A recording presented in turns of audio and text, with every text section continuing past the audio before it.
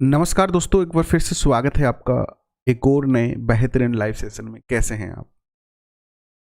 आशा करता हूं कि आप सभी अच्छे हैं, स्वस्थ हैं और अपने लक्ष्य की ओर निरंतर बढ़ते जा रहे हैं। और उसी क्रम में एक और सेशन, और जैसे कि रात को हमने चर्चा की थी कि कल से हम जो है वो शुरुआत करेंगे शिक्षा मनोविज्ञान की। और ये जो शिक्षा मनोविज्ञान की आज हम शुरुआत कर रहे हैं, ये आपकी रीट की तो मुख्य पेपर में काम आएगी ही, प्लस आप ग्रेड सेकंड की जो तैयारी कर रहे हैं ना, उसमें भी आपके लिए काफ़ी ज़्यादा महत्वपूर्ण सिद्ध होगी।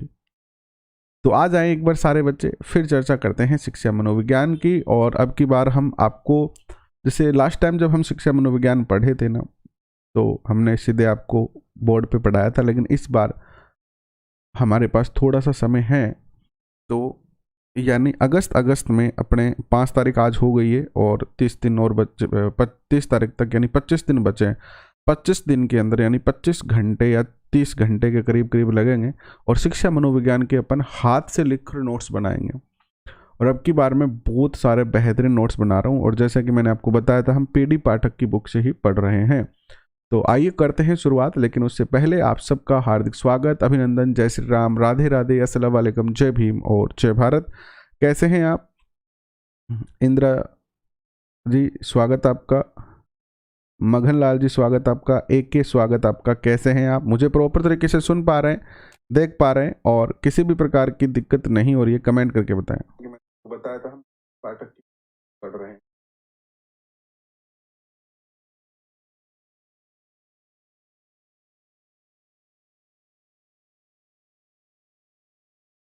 और ये क्लास कंटिन्यू इसी टाइम होगी आपकी, रोजाना होगी। हम इस बार जो है वो प्रयास कर रहे हैं, हालांकि हम हमेशा ही करते ही हैं ऐसा कि निश्चित समय पर निश्चित क्लास हो। ठीक है, तो आज से जो है इस समय पर डेली ये क्लास जो है वो आपकी रहने वाली है। तो निरंतर आप क्लास में आइए और अपने अध्ययन को जो है वो क्या बनाएंगे, और बेहतर आप जो है वो बनाइएगा।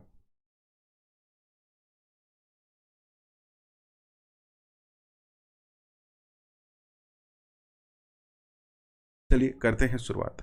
अगर आपके पास रजिस्टर वगैरह है, कॉपी या नोटबुक, जो भी जहाँ पर भी आप नोट करना चाहें तो वो जरूर निकालें, क्योंकि हम सब कुछ जो है वो लिखने वाले हैं। लिख लिख के याद करेंगे। टारगेट है कि दोबारा दौरान करना ही नहीं पड़े, अभी सारा चीज़ें अपने को याद हो जाए। तो मुख्य परीक्षा रीट L1, L2 और ग्रेड सेकंड का मनोविज्ञान है इसमें। ये फर्स्ट ग्रेड में भी आपके काम आने वाला है। तो चलिए करते हैं शुरुआत आज के सेशन की। लेकिन उससे पहले, अगर आप हमारे परिवार के सदस्य नहीं बने हैं तो परिवार के सदस्य आप जरूर जो है बन जाएं, ताकि आने वाले जितने भी सेशन हैं उन सब का आपको जो है वो बेहतर तरीके से नोटिफिकेशन मिले। और ऑल नोटिफिकेशन आप जरूर यहाँ पर जो है वो सेलेक्ट कर लीजिएगा। ऑल नोटिफिकेशन सेलेक्ट करने से क्या होगा कि आपको प्रत्येक सेशन की जो है वो, क्योंकि हमारे दिन में 4-5 सेशन होते हैं, तो उन सब का आपको जो है वो क्या मिलेगा, नोटिफिकेशन जो है वो मिलता रहेगा। ठीक है, देखो फर्स्ट ग्रेड एग्जाम तिथि कालूराम जी आगे जाएगी कि नहीं जाएगी, अब उस पर हम चर्चा नहीं करेंगे। आप ऐसी बातों पर ध्यान ही ना दें कि आपका टारगेट है कि एग्जाम चाहे कभी भी करवाए सरकार, सिलेक्शन होना जरूरी है और उसके लिए पढ़ना जरूरी है भाई। अभी तो ऐसी कोई संभावना नहीं है, और फिर आगे चली गई ना तो फिर बहुत आगे ज़्यादा चली जाएगी, है ना। आगे 2023 में चुनाव भी आप सब जानते हैं। टेलीग्राम चैनल है, इनको ज्वाइन जरूर कर सकते हैं। चलिए करते हैं शुरुआत शिक्षा मनोविज्ञान।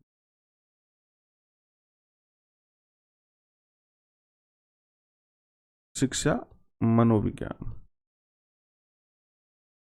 शिक्षा मनोविज्ञान जो है वो बेस है किसी भी शिक्षक भर्ती का। यानी जिस बच्चे ने शिक्षा मनोविज्ञान में अच्छे नंबर प्राप्त कर लिए, ऐसा माना जाता है कि उसका जो सिलेक्शन है वो निश्चित तौर पर ऑलमोस्ट जो है वो हो जाता है। मुख्य परीक्षा के अंदर आपके 20 नंबर का योगदान रहेगा शिक्षा मनोविज्ञान का रीट में। इसके अलावा अगर आप ग्रेड सेकंड की तैयारी कर रहे हैं, उसमें भी अच्छा खासा योगदान रहेगा। तो इन सारे एग्जाम में शिक्षा मनोविज्ञान का जो योगदान है उसको समझते हुए शिक्षा मनोविज्ञान को थोड़ा विस्तार से समझने का प्रयास करेंगे। पहली जो यूनिट है आपकी शिक्षा मनोविज्ञान की, वो है शिक्षा मनोविज्ञान अर्थ व परिभाषा। अर्थ व परिभाषा मैं आपको किसी गाइड से जो है नहीं पढ़ा रहा हूँ, ऑथेंटिक बुक से ही पढ़ाऊंगा, तो आप पूर्णतः मुझ पर जो है विश्वास कर सकते हैं। देखिए विद्वान साथियों, थोड़ा सा मैं ऐसा मान के चल रहा हूँ कि आप बिल्कुल फ्रेश बच्चे हैं, नए बच्चे हैं और आपको शिक्षा मनोविज्ञान नहीं आता है। पूरा डीप से चलेंगे। देखो, कुछ परिभाषाएं हैं, कुछ चीजें हैं जो कि मोस्ट है, वो मैं आपको सब लिखाता रहूंगा, बाकी आपको समझाता रहूंगा। आप सब जानते हैं कि शिक्षा और मनोविज्ञान दो अलग अलग सब्जेक्ट थे, दोनों का अलग अलग जो है वो कार्य था, लेकिन दोनों का जो बेस था वो एक ही था, क्योंकि शिक्षा जो है वो बालक के व्यवहार में परिवर्तन करती है और मनोविज्ञान जो है वो बालक के व्यवहार का अध्ययन करता है। इसीलिए दोनों जो है वो साथ आते हैं। एक मनोवैज्ञानिक हुए हैं, एक विद्वान हुए हैं, डगलस व हॉलैंड। ये क्या कहते हैं शिक्षा के बारे में, लिखिएगा।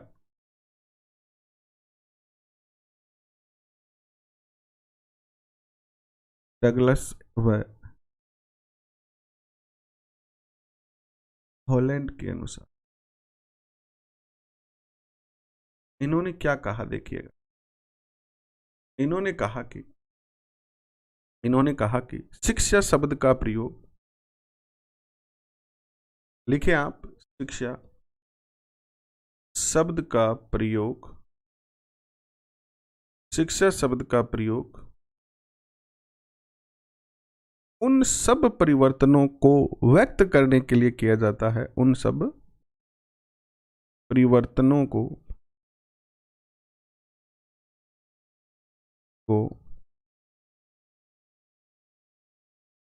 व्यक्त करने के लिए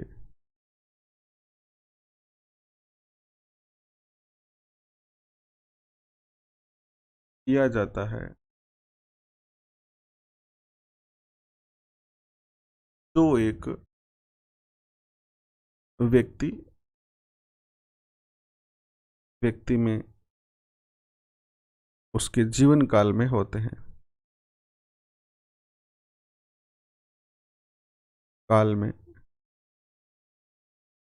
ये पीडी पाठक का सार हम कर रहे हैं, ये भी बता दिया है मैंने आपको पहले ही।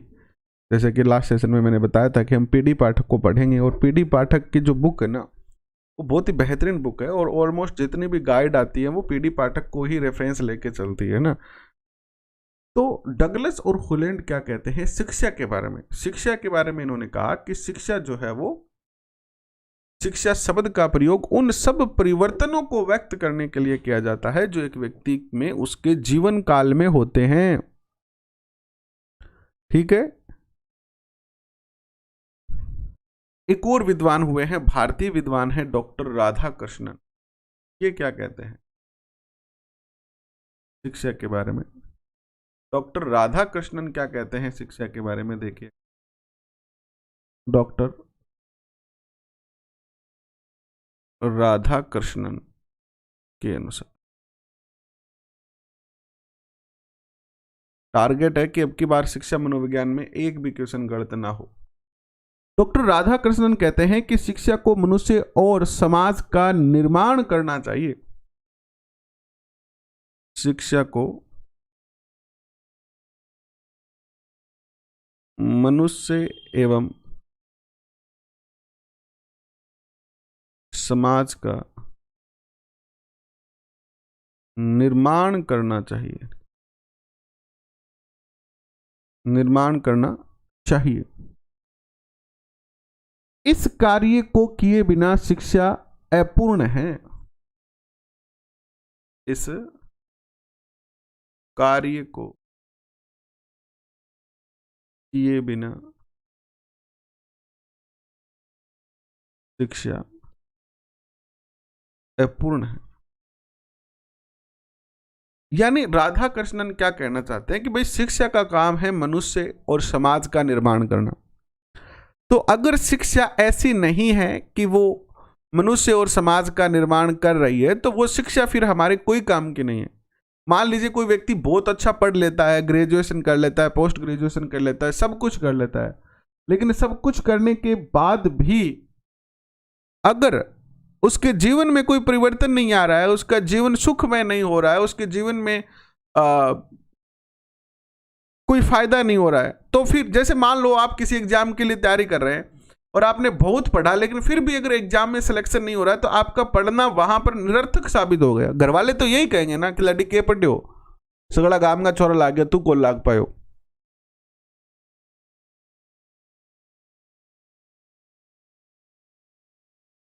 कहेंगे कि नहीं कहेंगे? ये बात कहेंगे ना।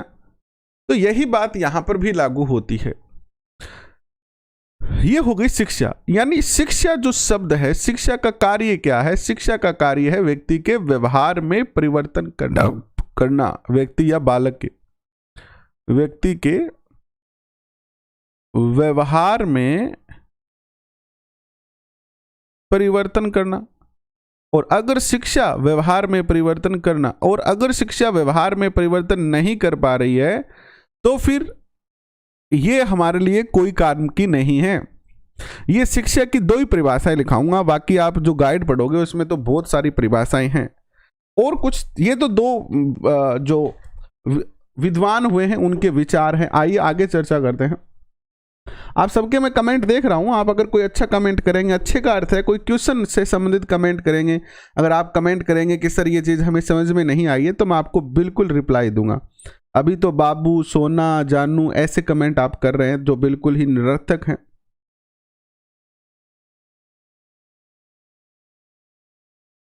क्यों पूजा कंवर जी?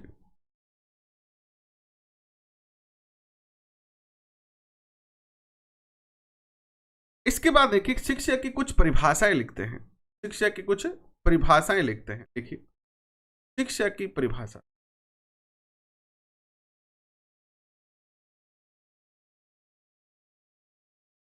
शिक्षा की परिभाषा लिखिए।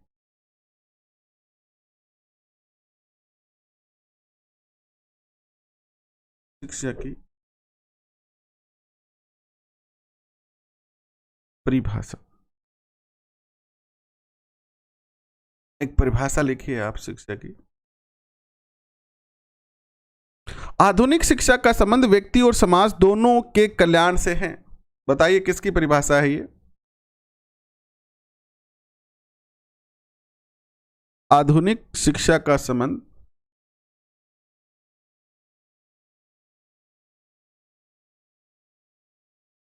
आधुनिक शिक्षा का संबंध व्यक्ति और समाज, व्यक्ति और समाज दोनों के कल्याण से है। दोनों के कल्याण से है। किसने कहा ये कि जो आधुनिक शिक्षा है उसका संबंध व्यक्ति और समाज दोनों के कल्याण से है? यानी अगर एक व्यक्ति शिक्षित होता है तो व्यक्ति को तो फायदा होगा ही, बट साथ साथ समाज भी क्या होगा? प्रोग्रेस करेगा, विकास करेगा। फ्रेडसन ने ये परिभाषा दी थी, लिख दीजिए फ्रेडसन। एक और परिभाषा लिखते हैं। अपने व्यापक अर्थ में शिक्षा में वे सब प्रभाव सम्मिलित रहते हैं जो व्यक्ति पर उसके जन्म से लेकर मृत्यु तक पड़ते हैं। यानी शिक्षा के व्यापक अर्थ में देखें तो अपने व्यापक अर्थ में, पहला दिन है ना तो थोड़ा सा सुलेख सुंदर नहीं आएगा, फिर हो जाएगा। अर्थ में शिक्षा में वे सब प्रभाव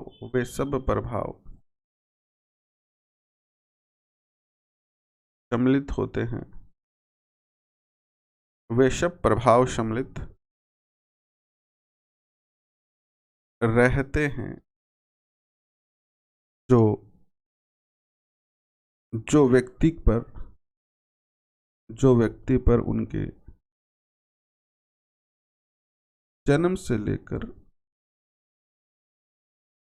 ये परिभाषा आपकी पहले भी पढ़ी हुई है, जन्म से लेकर मृत्यु तक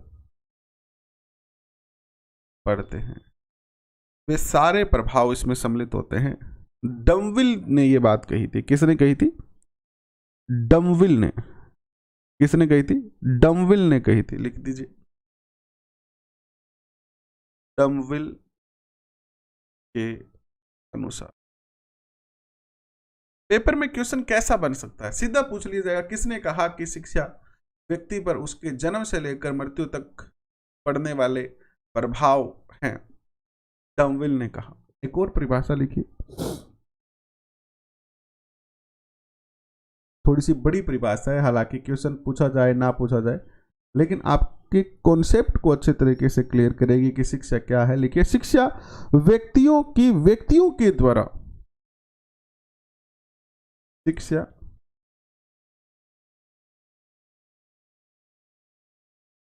व्यक्तियों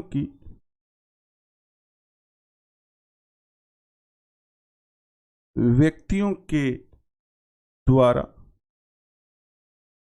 और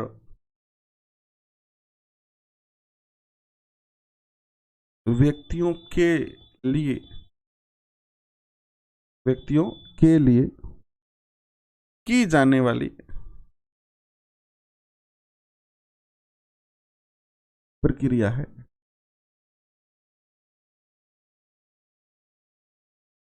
शिक्षा व्यक्तियों के द्वारा व्यक्तियों के लिए। देखो, शिक्षा लेने वाला भी कौन है? शिक्षा लेने वाला भी कौन है? एक व्यक्ति होता है, एक बालक होता है। शिक्षा देने वाला भी कौन होता है? एक अध्यापक होता है, वह भी एक व्यक्ति है। और किसके लिए? व्यक्तियों के लिए। तो शिक्षा व्यक्तियों के, एक सेकंड रुकना,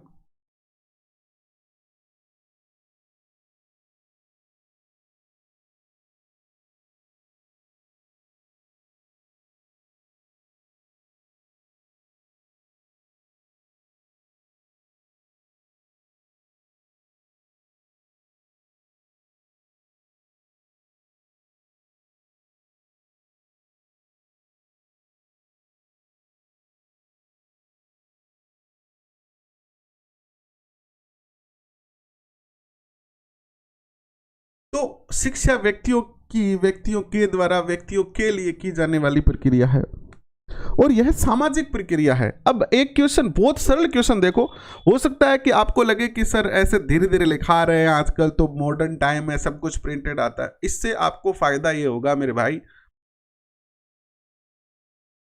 कि आपको हाथों हाथ याद हो जाएगा, साथ साथ लिखोगे तो। अगर आप चाहते हो कि मनोविज्ञान में अब की बार आपके अच्छे खासे क्वेश्चन सही हो, 95% प्लस क्वेश्चन सही हो, तो आप इस क्लास को निरंतर देखिएगा। और मैं आपसे ये वादा करता हूं, चाहे इस क्लास में 10 बच्चे भी क्यों ना हो, 5 बच्चे भी क्यों ना हो, 1 बच्चा भी क्यों ना हो, ये क्लास बंद नहीं होगी। 9 बजे एवरीडे होगी, क्योंकि इस क्लास में मैं खुद बहुत मेहनत कर रहा हूं।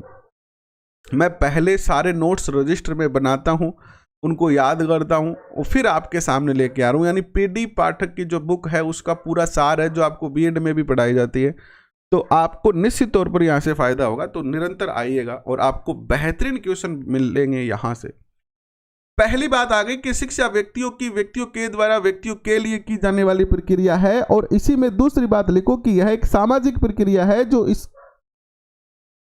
इसको समाज के संपूर्ण स्वरूप और कार्यों से पृथक नहीं किया जा सकता है। यानी शिक्षा क्या है? एक सामाजिक प्रक्रिया है। शिक्षा क्या है? एक सामाजिक प्रक्रिया है। लिखो, यह सामाजिक प्रक्रिया है। यह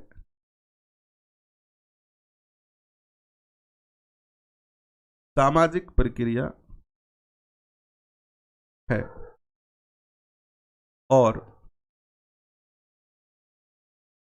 और इसको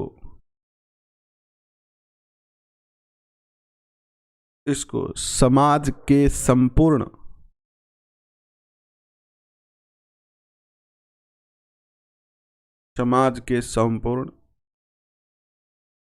स्वरूप और कार्यों से पृथक नहीं किया जा सकता।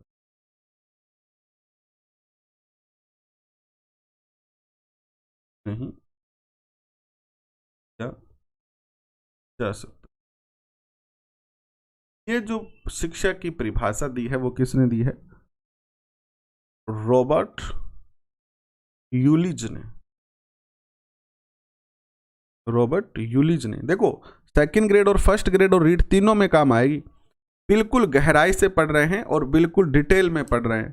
तो अगर आप चाहे किसी भी एग्जाम की तैयारी क्यों ना कर रहे हो, यहां से पढ़ने के बाद आपको जो है वो दिक्कत नहीं आएगी, ये बिल्कुल मान के चलिए आप। रॉबर्ट यूलिज ने कहा कि शिक्षा व्यक्तियों के द्वारा व्यक्तियों के लिए की जाने वाली प्रक्रिया है और यह एक सामाजिक प्रक्रिया है और इसको हम समाज से अलग नहीं कर सकते हैं। इसको हम किससे अलग नहीं कर सकते हैं? समाज से अलग इसको हम नहीं कर सकते हैं। इसके बाद देखिए मनोविज्ञान का जन्म कैसे होता है, मनोविज्ञान का विकास कैसे होता है। आइए थोड़ी सी फिर भी हम चर्चा जो है करते हैं। लिखिए, हेडिंग डालिए, मनोविज्ञान का जन्म। लिखिए,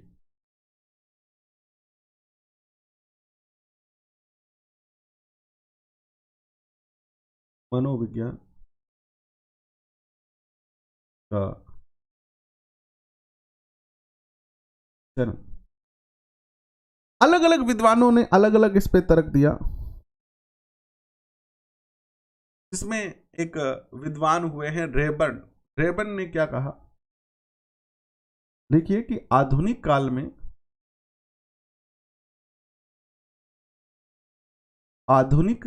में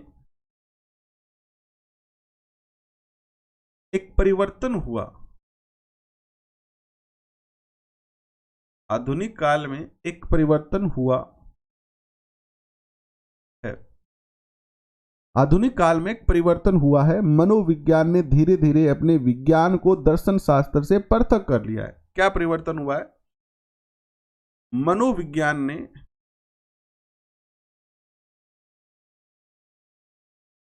या मनोवैज्ञानिकों ने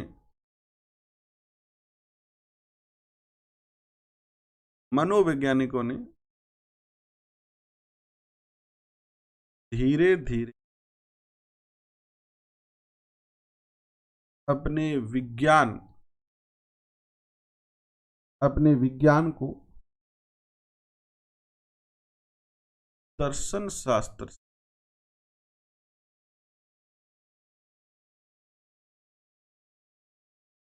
पृथक कर लिया। आप सब जानते हैं कि मनोविज्ञान पहले जो था वो क्या था? मनोविज्ञान पहले दर्शन शास्त्र का ही एक भाग था, लेकिन धीरे धीरे मनोवैज्ञानिकों ने इसको दर्शन शास्त्र से अलग किया और सबसे पहले गैरेट ने यह बात कही कि मनोविज्ञान आत्मा का विज्ञान है। आपसे क्वेश्चन पूछा जाए कि सबसे पहले या किस मनोवैज्ञानिक ने कहा कि, या किस, हालांकि गैरेट दर्शन शास्त्री थे, किस विद्वान ने कहा कि मनोविज्ञान आत्मा का विज्ञान है? आत्मा का विज्ञान। किसने कही ये बात कि मनोविज्ञान आत्मा का विज्ञान है? तो लिखिए, गैरेट के अनुसार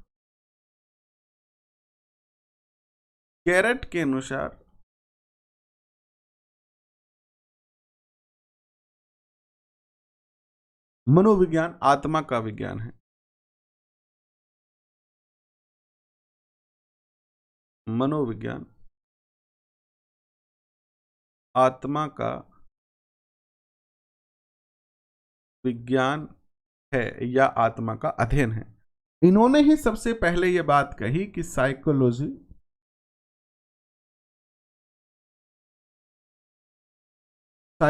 जो शब्द है वो यूनानी भाषा का शब्द है। यूनानी भाषा का शब्द है जो दो शब्दों से मिलकर बना है। कौन कौन से है वो दो शब्द? वे दो शब्द है साइको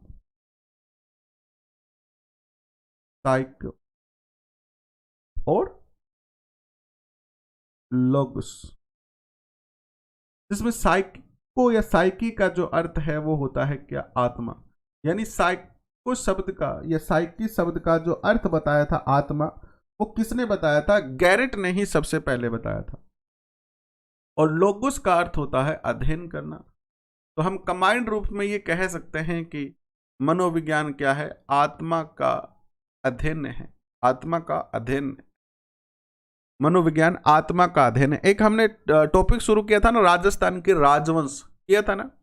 राजस्थान के राजवंश का जो टॉपिक है वो भी हम इसी तरीके से करेंगे। एवरी डे शाम को 5 बजे से 6 बजे ये क्लास करेंगे हम, और आज से ही इसकी शुरुआत कर रहे हैं। बहुत सारी क्लासें करनी है मुझे, और अब की बार कुछ अलग करना ही पड़ेगा ना, बहुत दिन हो गए।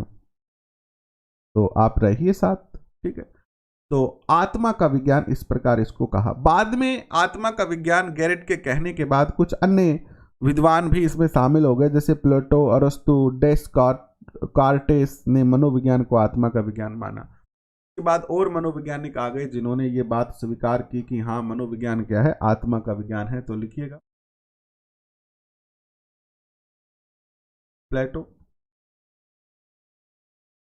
अरस्तु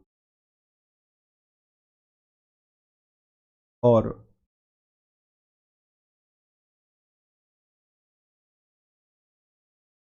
डेस्कार्टेस।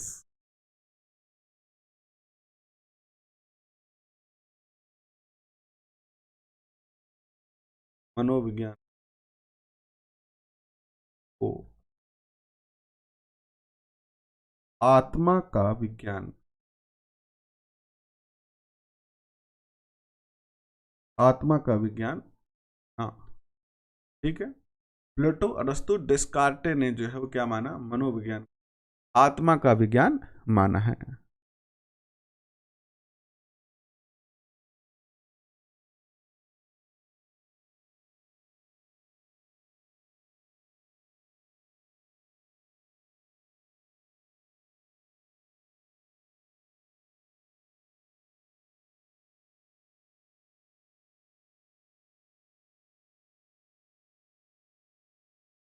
ठीक है, इसके बाद देखिए एक और बात लिखिए। जब मनोवैज्ञानिकों ने, अरस्तु, प्लेटो ने कहा कि मनोविज्ञान आत्मा का अध्ययन है, तो ये 200 सालों तक अध्ययन करते रहे, लेकिन ये सिद्ध नहीं कर पाए कि आत्मा क्या होती है। आत्मा का ये कॉन्सेप्ट सिद्ध नहीं कर पाए, आत्मा का स्वरूप सिद्ध नहीं कर पाए। तो फाइनली इनको ये कॉन्सेप्ट छोड़ना पड़ा कि मनोविज्ञान आत्मा का अध्ययन है, और फिर एक नया कॉन्सेप्ट उत्पन्न होता है जिसको हम कहते हैं मनोविज्ञान क्या है, मन मस्तिष्क का विज्ञान है। किसने कहा कि मनोविज्ञान मन मस्तिष्क का विज्ञान है? मन मस्तिष्क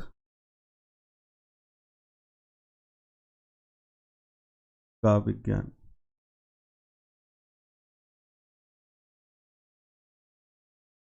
मन मस्तिष्क का विज्ञान, किसने ये बात कही?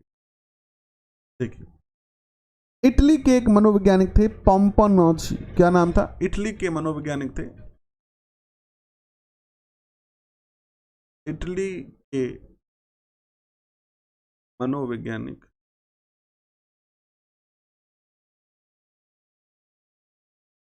पोम्पोनोजी। पोम्पोनोजी ने मनोविज्ञान को मन मस्तिष्क का विज्ञान कहा। मन मस्तिष्क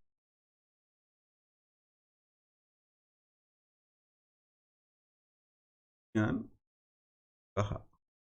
बस इतना सा है, याद रख लेंगे आप आसानी से, वैसे आपको पहले से भी पता है।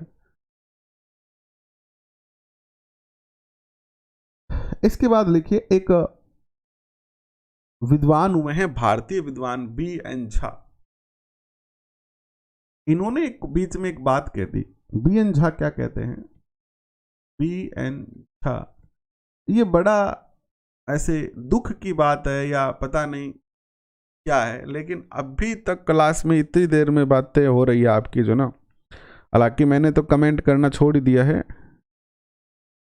लेकिन फिर भी यानी जो बच्चे बात कर रहे हैं, अभी तक एक भी सिंगल बच्चा ऐसा नहीं है जिसने ये पूछा हो या कोई क्वेश्चन पूछा हो या टॉपिक जो पढ़ रहे हैं उसके बारे में पूछा हो। आपस में बात कर रहे हैं, हम भी करते थे अपने टाइम में, मुझे याद है, लेकिन आज धोखा भी है इस बात का। कर लो, कोई दिक्कत नहीं है, आपको बात करने से हम रोकेंगे भी नहीं, करेंगे आप, क्योंकि करने वाला तो करेगा। लेकिन मेरे भाई आगे का टाइम बड़ा खतरनाक है, क्योंकि इस भर्ती के बाद आगे की जो भर्ती होगी वो नई शिक्षा नीति के तहत होगी, और नई शिक्षा नीति के तहत जो है ना, नानी दादी सब याद हो जाएगी, लेकिन सिलेक्शन होना बड़ा कठिन हो जाएगा इन बच्चों का। तो भाई कोई बात नहीं, कर लो, बात कर लो। लिखो, B.N. झा कहते हैं कि मस्तिष्क के स्वरूप के अनिश्चित रह जाने के कारण,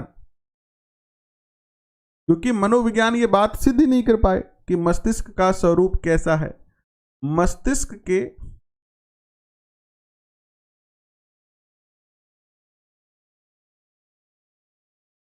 एक मिनट थोड़ा सा इसको साफ करके दोबारा लिखता हूं मस्तिष्क शब्द को।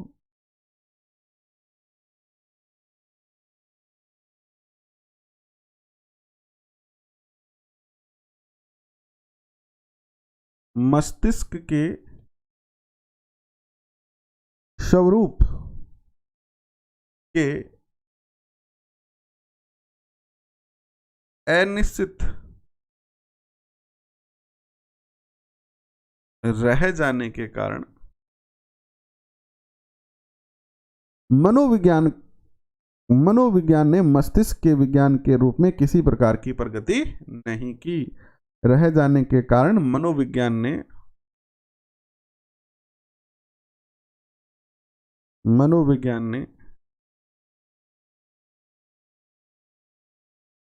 मस्तिष्क के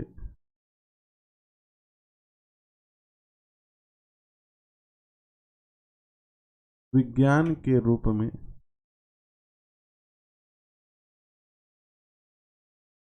किसी प्रकार की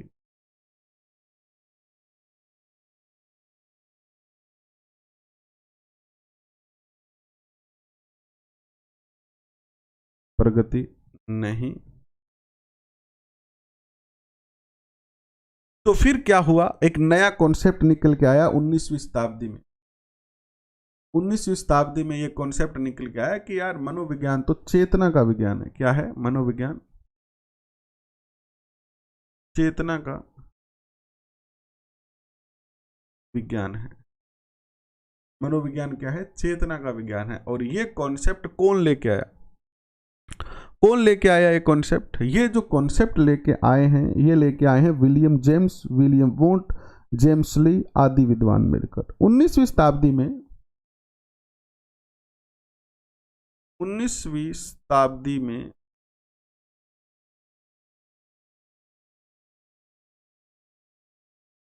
विलियम जेम्स,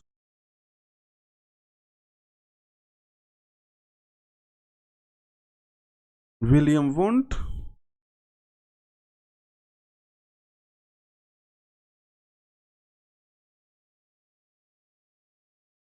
जेम्स ली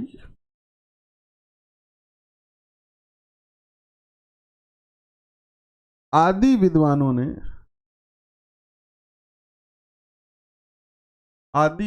ने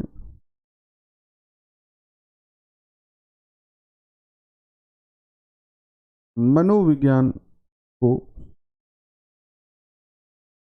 चेतना का विज्ञान कहा। चेतना का विज्ञान कहा। लेकिन लेकिन लेकिन लेकिन चेतना का विज्ञान तो कह दिया था इन्होंने, और चेतना पर इन्होंने लगभग 100 वर्षों तक अध्ययन भी कर लिया। यानी पूरी 19वीं सदी 100 वर्षों तक इन्होंने चेतना पर अध्ययन भी कर लिया। लेकिन दिक्कत क्या आई कि चेतना का विज्ञान कहने के बाद भी ये चेतना को एक्सप्लेन नहीं कर पाए, क्योंकि चेतना जो है मानव के मस्तिष्क की एक अवस्था है। और मानव मस्तिष्क की जो है वो क्या है? मानव मस्तिष्क की 3 अवस्थाएं हैं, चेतन अवस्था, अर्धचेतन अवस्था और अचेतन अवस्था। तो केवल चेतन अवस्था का अध्ययन करना तो सही नहीं है, क्योंकि चेतन अवस्था के अलावा भी अचेतन अवस्था का मानव के व्यवहार पर फर्क पड़ता है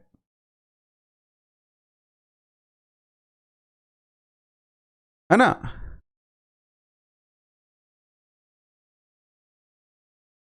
वुंट के बाद जेम्स ली लिखा हुआ है। जेम्स ली, जे है ये, जेम्स ली। तो लिखो, चेतना का अर्थ सीमित होने के कारण, चेतना का अर्थ सीमित होने के कारण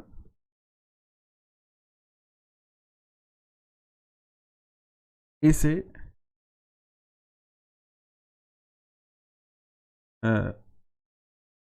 इसमें लिख दो, इसमें प्रगति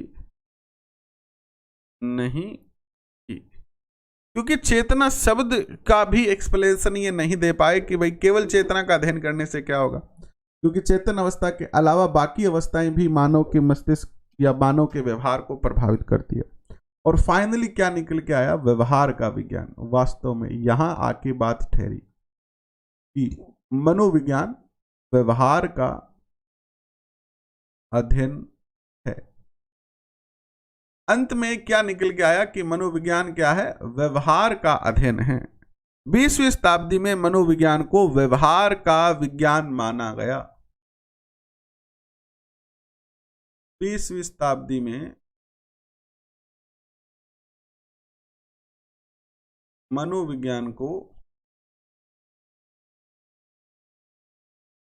व्यवहार का विज्ञान माना गया। और इसीलिए वुडवर्थ ने एक बात कही, क्या कही, वुडवर्थ ने कहा कि ये क्वेश्चन बहुत बार पूछा गया है। वुडवर्थ ने कहा कि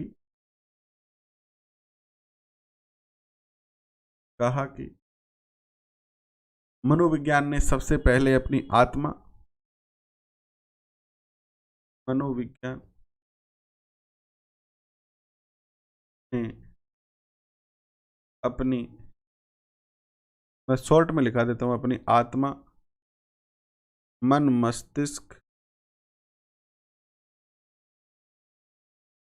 मस्तिष्क और चेतना का त्याग कर वर्तमान में है व्यवहार का ज्ञान।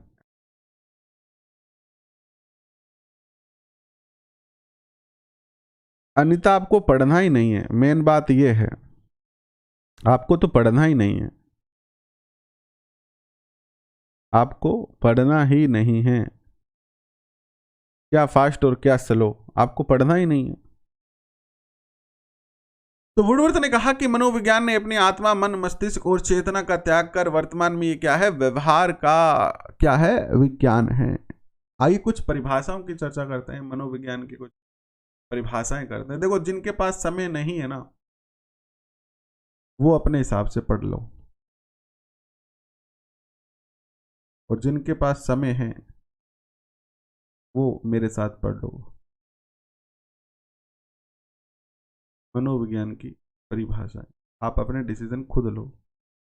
देखो, जनरली एक सेशन में 100-150 बच्चे होते हैं, लेकिन अभी क्या है, केवल 40 बच्चे हैं, और मेरे कोई फर्क नहीं पड़ रहा है इस बात से, ठीक है। मैं ये कह रहा हूं कि अगर एक बच्चा भी क्लास में होगा तब भी ये क्लास डेली होगी। जिसको जल्दी पढ़ना है वो अपने यूट्यूब पर बहुत सारे अध्यापक पढ़ा रहे हैं, आप वहां से भी पढ़ सकते हो। देखो, मैं अब की बार एक अलग तरीके से कार्य कर रहा हूँ, और मैं एक अलग प्लान से काम कर रहा हूँ। तो जिसको लगे कि भाई ठीक है, आप स्वतंत्र है, हम आपसे कोई फीस तो लेते नहीं है, तो आप अपने हिसाब से पढ़ लीजिए, ठीक है। मनोविज्ञान मानव की प्रकृति का अध्ययन है, किसने कहा ये बताओ। मनोविज्ञान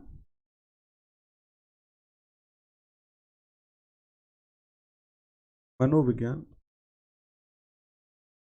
मानव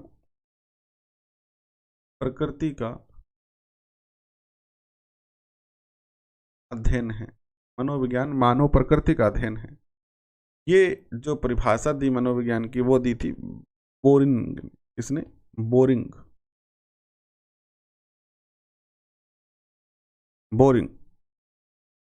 लैंगफील्ड नाम एक और इनके सागे थे, लैंगफेल्ड और वेल्ड, इन तीनों ने मिलकर जो है वो ये परिभाषा दी। एक और परिभाषा लिखी है मनोविज्ञान की, मनोविज्ञान का संबंध प्रत्यक्ष मानव व्यवहार से है।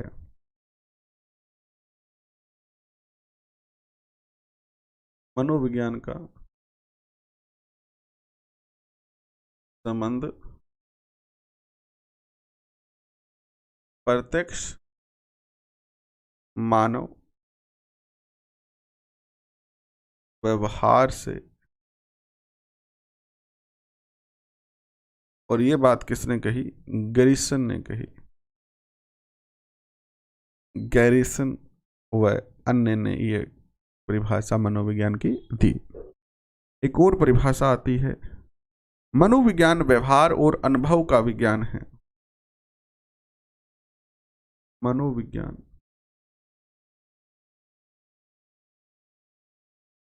व्यवहार और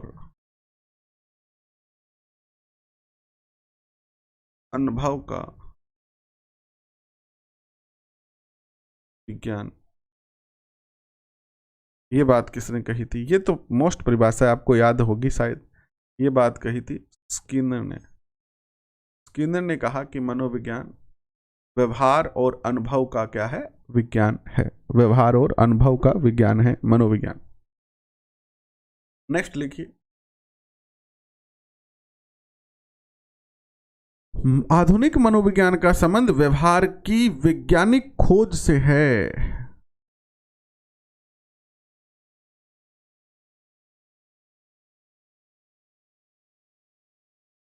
आधुनिक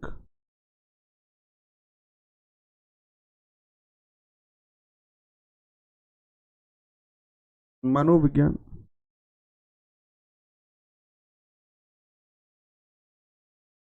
आधुनिक मनोविज्ञान का संबंध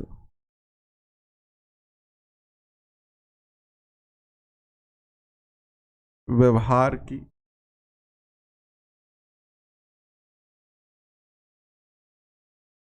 वैज्ञानिक खोज से है। ये परिभाषा आपने पहले नहीं पढ़ी है। ये एक मन नामक विद्वान हुए हैं। मन के अनुसार। वो अपने अंदर वाला मन नहीं है कि चलो नींद आ रही है तो सो जाएं, समोसा खाने का मन कर रहा है चलो समोसे खाएं, इसकी बात नहीं कर रहा हूं। मन नामक विद्वान हुए, उन्होंने ये परिभाषा दी है।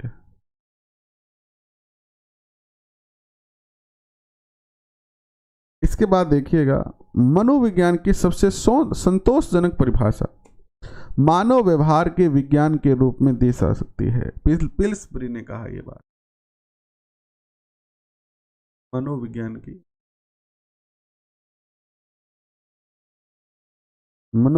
की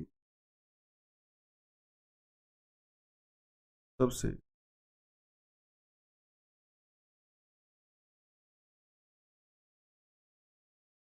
संतोषजनक परिभाषा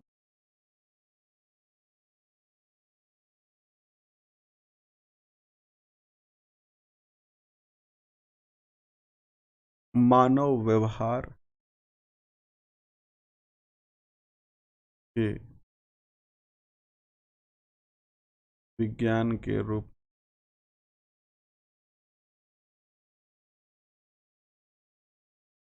की जा सकती है।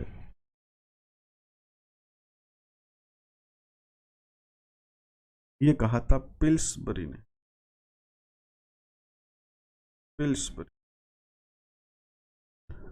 मनोविज्ञान मानव व्यवहार और मानव संबंधों का अध्ययन है। ये परिभाषा तो आपको याद होनी चाहिए भैया। मनोविज्ञान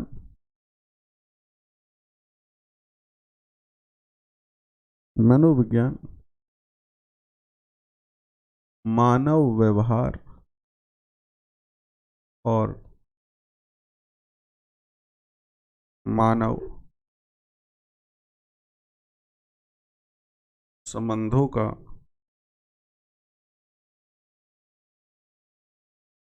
अध्ययन है। ये परिभाषा जो दी थी वो किसने दी थी? क्रो ने दी।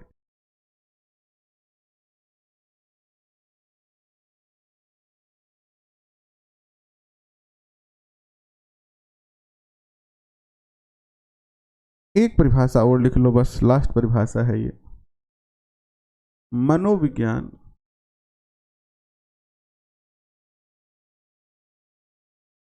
वातावरण के संबंध में मनोविज्ञान वातावरण के संबंध में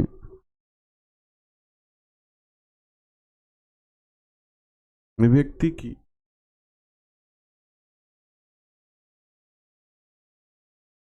क्रियाओं का वैज्ञानिक अध्ययन है।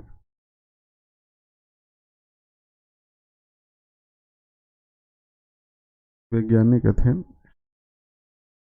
और ये परिभाषा दी थी वुडवर्थ ने। किसने दी थी? वुडवर्थ ने दी थी। ये परिभाषा किसने दी थी? वुडवर्थ ने दी थी। वुडवर्थ ने कहा कि मनोविज्ञान वातावरण के संबंध में व्यक्ति की क्रियाओं का वैज्ञानिक अध्ययन है। तो ये कुछ मनोविज्ञान की परिभाषा हो गई। अब देखो कि शिक्षा मनोविज्ञान, यानी मनोविज्ञान और शिक्षा को हमने अलग अलग पढ़ लिया। अब आता है कि शिक्षा और मनोविज्ञान जब आपस में मिले तो उससे क्या परिवर्तन आए, क्या जो है वो शिक्षा के अंदर विकास हुआ, किस तरीके से विकास हुआ, उसकी चर्चा हम करेंगे कल। आज थोड़ा सा सेशन अभी 45 मिनट का हुआ है और हम प्रयास करेंगे कि जल्दी से जल्दी जो है वो इन सेशन को हम और बड़ा करें। तो कल से ये सेशन 1 घंटे होगा। अभी हम 11 बजे मिलेंगे आपसे राजस्थान अध्ययन की कक्षा 9th की बुक में, ठीक है। और कैसा लगा ये सेशन आप जरूर कमेंट करके बताएं। और निश्चित तौर पर हम ये जो मनोविज्ञान पढ़ रहे हैं ना, तो वो हम पीडी पाठक से पढ़ रहे हैं, तो हमें बहुत बेहतरीन फ़ायदा होने वाला है। मनोविज्ञान रटने वाला सब्जेक्ट नहीं है, इसको जितना ज़्यादा समझेंगे उतना ही ज़्यादा आसान होगा। तो देखते हैं, रिजल्ट तो भविष्य के गर्त में है, लेकिन मेहनत करना हमारे हाथ में है। हम मेहनत कर रहे हैं और यूनिक तरीके से मेहनत